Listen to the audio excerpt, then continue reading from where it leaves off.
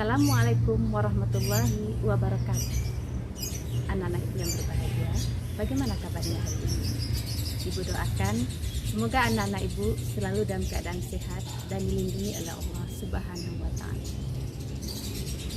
Walaupun sampai saat ini kita masih belajar secara daring dan anak-anak ibu harus tetap semangat. Oke? Nah, anak-anak ibu,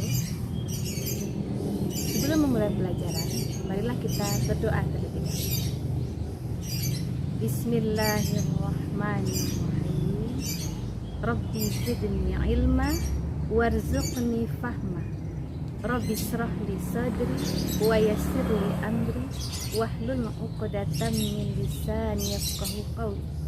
Rabbana atina fid dunya hasanah wa fil akhirati hasanah wa qina adzabannar. Amin.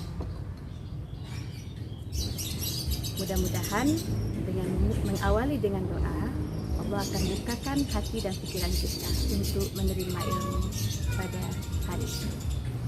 Baiklah anak-anak ibu, untuk kelas 7 kita akan membahas mengenai materi selanjutnya. Mudah-mudahan anak-anak ibu tidak lupa dengan yang ibu ajarkan sebelumnya. Apa yang kita pelajari sebelumnya? Yaitu mengenai pengertian Al-Quran, fungsi Al-Quran, pengertian hadis, dan fungsi hadis. Nah, sekarang kita akan membahas tentang isi kandungan surat Asy-Syam ayat 1-10 dan surat Ali Imran ayat 190. Baiklah anak-anak ibu, sebelum memulai pelajaran, ibu ingin berkisah terlebih dahulu. Dengarkan kisah ibu ya. Kali ini ibu akan berkisah mengenai salah seorang sahabat Rasulullah Shallallahu Alaihi Wasallam. Begini ceritanya. Di kota Mekah tersebutlah nama seorang pemuda. Seorang pemuda yang sangat tampan dan senang bersolek. Pemuda itu bernama Mus'ab bin Umair. Mus'ab bin Umair berasal dari keluarga yang kaya dan terhormat. Ibu Mus'ab seorang wanita yang sangat ditakuti oleh penduduk Mekah pada waktu itu. Mus'ab senang bersolek dan menggunakan pakaian-pakaian indah. Ibunya Mus'ab tahu betul dengan ketampanan anaknya, sehingga ibunya senang membelikan baju-baju yang bagus untuk Mus'ab yang berasal dari luar negeri. Setiap kali Mus'ab keluar dari rumah, maka para wanita-wanita Mekah waktu itu akan mengintip dari balik pintu, jendela, dan tembok rumah mereka, hanya ingin sekedar menikmati wajah tampannya Mus'ab bin Umair. Mus'ab juga mempunyai parfum yang khusus baunya, yang hanya dimiliki oleh Mus'ab dan tidak dimiliki oleh pemuda Mekah pada waktu itu. Hingga setiap kali Mus'ab melewati suatu tempat, maka orang-orang akan langsung tahu bahwa Mus'ab sudah melewati tempat ini. Kedatangan Nabi Muhammad SAW ternyata sangat mengegetkan penduduk kota Mekah pada waktu itu. Kedatangan beliau pun terdengar sampai ke telinga Mus'ab bin Umair. Mus'ab merasa penasaran, seperti apakah sebenarnya seorang yang bernama Nabi Muhammad itu. Sampai di sini dulu kisahnya anak-anak ibu. Kisbung ya, kisah bersambung. Nah, sekarang kita mulai pelajaran hari ini membahas tentang isi kandungan surat Asy-Syam ayat 1-10. Saksikan video berikut.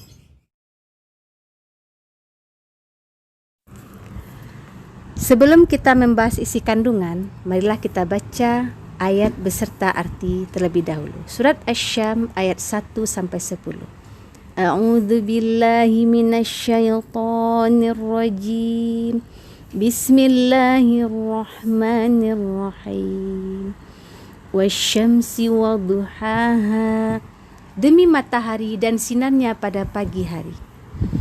Wal qamari idza talaha. demi bulan apabila mengiringinya, wan nahari idza jallaha, demi siang apabila menampakkannya, wal laili idza yaghshaha, demi malam apabila menutupinya, was samaa'i wa ma banaha, demi langit serta pembinaannya, wal ardi wa ma tahaha, demi bumi serta penghamparannya, wa nafsin wa ma sawaha, demi jiwa serta penyempurnaan, fa alhamaha fujuraha wa taqwaha, maka dia mengilhamkan kepadanya jalan kejahatan dan ketakwaan. Qad aflaha man zakkaha, sungguh beruntung orang-orang yang mensucikan jiwa itu. Wa qad khaba man dassaha, dan sungguh rugi orang yang mengotorinya. Isi kandungan: Allah bersumpah dengan menyebut matahari di siang hari, karena matahari yang terang terdapat di siang hari. Bila matahari terbenam, hilal baru kelihatan. Malik telah meriwayatkan dari Zaid ibnu Aslam bahwa makna yang dimaksud adalah apabila bulan mengiring matahari di malam Lailatul Qadar. Ayat 3 menunjukkan bahwa mataharilah yang menjadi subjek seluruh pembicaraan. Impor. Ayat 4 menjelaskan, yaitu apabila malam telah menutupi matahari saat matahari tenggelam, maka seluruh cakrawala menjadi gelap. Allah yang menciptakan lebih berhak untuk ditakuti. Ayat 6 yakni segala makhluk yang terdapat di dalamnya. Ayat 7 yaitu penciptaan yang sempurna dengan dibekali fitrah yang lurus dan tegak. Ayat 8 yakni menerangkan kepadanya jalan kefasikan dan ketakwaan. Allah telah menjelaskan kepadanya tentang kebaikan dan keburukan, bahwa beruntunglah orang-orang yang mensucikan dirinya dengan taat kepada Allah.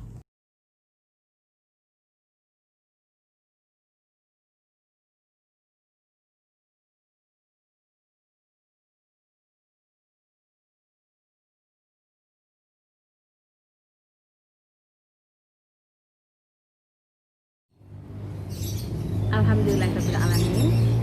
Anak-anak ibu sudah menyaksikan videonya bukan?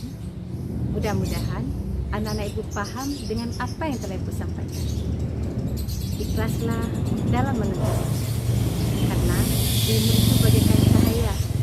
Walaupun kita tidak paham, dengan memasang niat yang ikhlas, Allah akan mudahkan kita untuk menerimanya. Fahimtum? Terima kasih atas perhatian anak-anak ibu. Kita akhiri pertemuan hari ini dengan mengucapkan Assalamualaikum warahmatullahi wabarakatuh.